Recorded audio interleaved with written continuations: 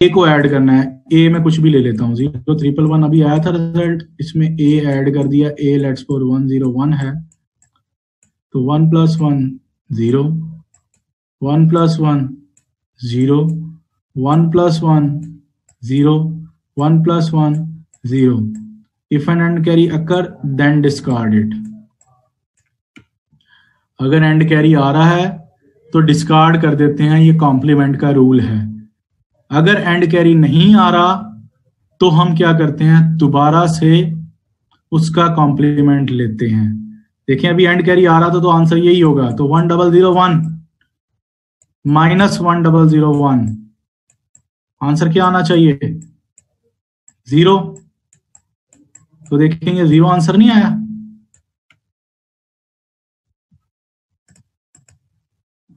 तो ये हमारे पास ही कॉम्प्लीमेंट मेथड जो इसने कॉम्प्लीमेंट लेना बताया हुआ है। और कुछ फिर हमारे पास करेक्टर सेट आ जाते हैं जिसमें आस्की करेक्टर हैं, जो आपके अल्फानुमेरिक करेक्टर होते हैं, जो आप लोगों के सीपी कंप्यूटर्स में यूज भी किए जाते हैं। उसके अलावा नॉर्मली जो स्टैंडर्ड है उसमें 0 to 127 तक आस्की करेक्टर यूज किए जाते हैं। जुल्करनैन अली रिपीट कर दूं, एक सेकेंड में कॉम्प्लीमेंट इनको रिपीट कर दूं बच्चों को, एमसीएस के स्टूडेंट्स को। अच्छा, कॉम्प्लीमेंट्स जो होता है a - b सब्ट्रैक्शन ऑपरेशन के लिए यूज हो किया जाता है पहली बार। लेट्स सपोज b मेरे पास है 1 1 0 0 और a मेरे पास है 1 1 1 एंड 0। तो a - b करना है, लेकिन हम a - b के लिए कभी भी a - b डायरेक्टली नहीं कर सकते, क्योंकि ये कंप्यूटर का रूल है, उसमें सब्ट्रैक्शन एडिशन के थ्रू होती है। तो मैंने इस तरह कन्वर्ट कर लिया।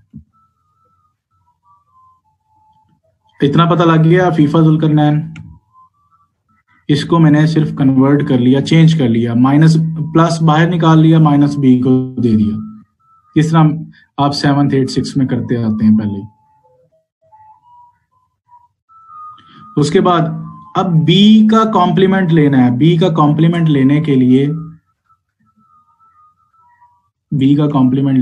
रूल होता है कि इसकी बिट को रिवर्स कर दें और उसमें 1 को ऐड कर दें। तो b की वैल्यू क्या है, 1 1 0 0।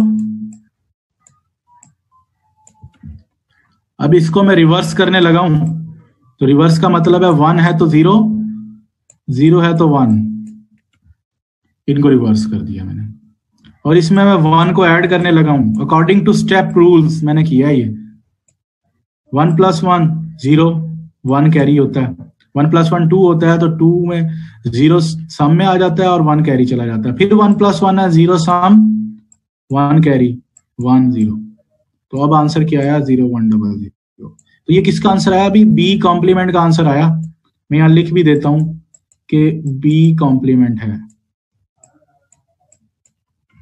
अब इसमें a को ऐड करना है, तो मैं यहां लिखने लगा हूं 0 1 0 0 और a की वैल्यू क्या थी, 1 1 0। तो 1 1 0, इसको ऐड किया, 0 + 0 sum is 0, 1 + 0 1, 1 + 1 0 sum 1 carry, 1 + 1 0 sum and 1 carry, और वो जो डायरेक्टली इधर आ जाता है। अब देखें, ये कॉम्प्लीमेंट का रूल है सब्ट्रैक्शन में। अगर एंड कैरी आ रहा है ना, ये एंड कैरी है,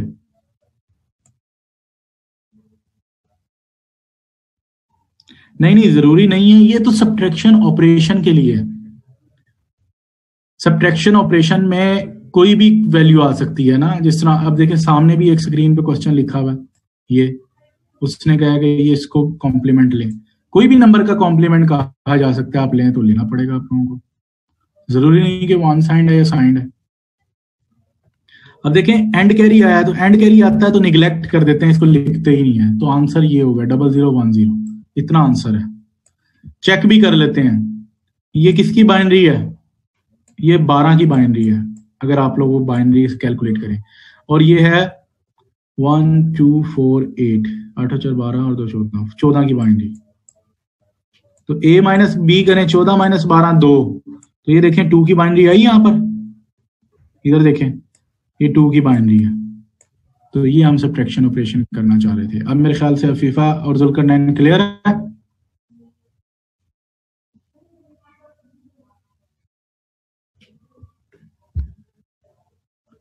Afifa and Zulqarnain, okay good.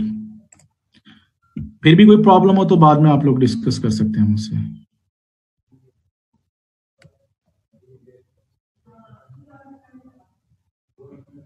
Afifa कहाँ प्रॉब्लम आ रही है?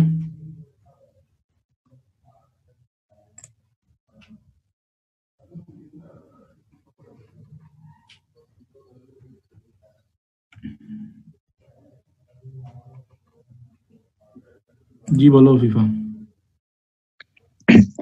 सर ये जहाँ कैरी ले रहे हैं ना आप, जी जी सर मुझे यहाँ से समझ नहीं लग रही। लेट्स सपोज ये 1011 है, 11110 है, तो ये 1 + 0 क्या होता है? 1 ना जी। 1 + 1 क्या होता है? 2 होता है। 0 ये जी। तो आपने यहाँ पे 0 लगाया हुआ था ना पहले। हाँ 2 की बाइनरी होती है 1 0 जी। इसमें ये 0 सम में लिखते हैं यहाँ पर, और ये जो 1 होता है ये कैरी में लिखते हैं। ठीक है, फिर 1 + 0 + 1 बन गया 2, तो 0 फिर यहाँ पर आएगा, 1 कैरी में चला जाएगा। अब 1 + 1 + 1 3 की बाइनरी होती है 1 1, तो 1 सम में आएगा और 1 ही कैरी में जाएगा। अब देखें 4 बिट के एंट्री थी, आंसर 5 बिट में आ रहा है, तो हमें 4 बिट में चाहिए, तो आखिरी बिट को निगलेक्ट कर देते हैं। ये रूल है कॉम्प्लीमेंट के लिए, तो आंसर भी आपका यही होगा। अब क्लियर है? जी सर। चलें गुड, बाकी कोई प्रॉब्लम हो तो बाद में डिस्कस कर लेंगे। Okay sir.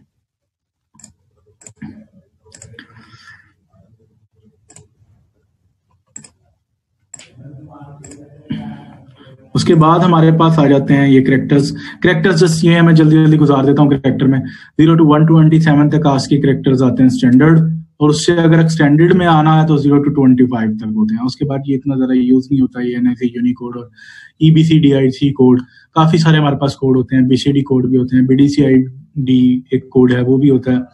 ठीक है, हमारे पास डिफरेंट टाइप के कोड्स होते हैं जिनको हम यूज करते हैं। उसके बाद ये मेन इंपॉर्टेंट चीज है जिसके लिए जो है ना मैंने चीजें ऐड की हैं, बुलियन अलजबरा। हमारे पास डिफरेंट टाइप के गेट होते हैं जिसमें नॉट गेट, एंड गेट और आर गेट जो है ना बेसिक गेट कहलाते हैं। अगर आप लोगों ने पहले देखा हो, एंड गेट की रिप्रेजेंटेशन कुछ ऐसे से होती है, और गेट की रिप्रेजेंटेशन कुछ ऐसे से होती है।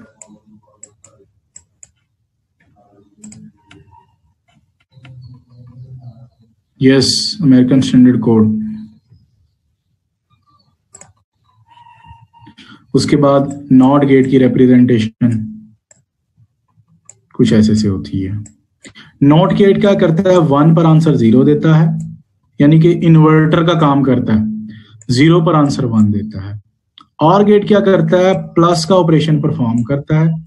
0 और 1 पर आंसर 1, 1 एंड 1 पर आंसर 1, 1 एंड 0 पर आंसर 1। सिर्फ जब दोनों कंडीशन ऑफ होंगी तब वो ऑफ होगा, एक भी कंडीशन ऑन है तो ऑन हो जाएगा। यह और गेट करता है। इसी तरह एंड गेट पर आते हैं, इसमें एक भी 0 आएगा तो आंसर 0, एक भी 0 आया यानी कि 0 1 पर भी 0, 1 0 पर भी 0, 1 1 दोनों ऑन होंगे, ऑल कंडीशन ऑन होंगी तो 1 देगा। तो ये हमारे पास डिफरेंट टाइप के गेट हैं, इनकी नोटेशन होती है। हाँ, प्लस जो है और में होता है और मल्टीप्लिकेशन के जो है एंड में होता है, लेकिन हम इसको एंड और की रिप्रेजेंटेशन से ही शो करते हैं, क्योंकि प्लस करते हैं तो फिर हमारे पास 0 1 का वो भी आ जाता है 0 1 की फॉर्म में, या 1 + 1 करे तो आंसर 0 1 में चला जाता है।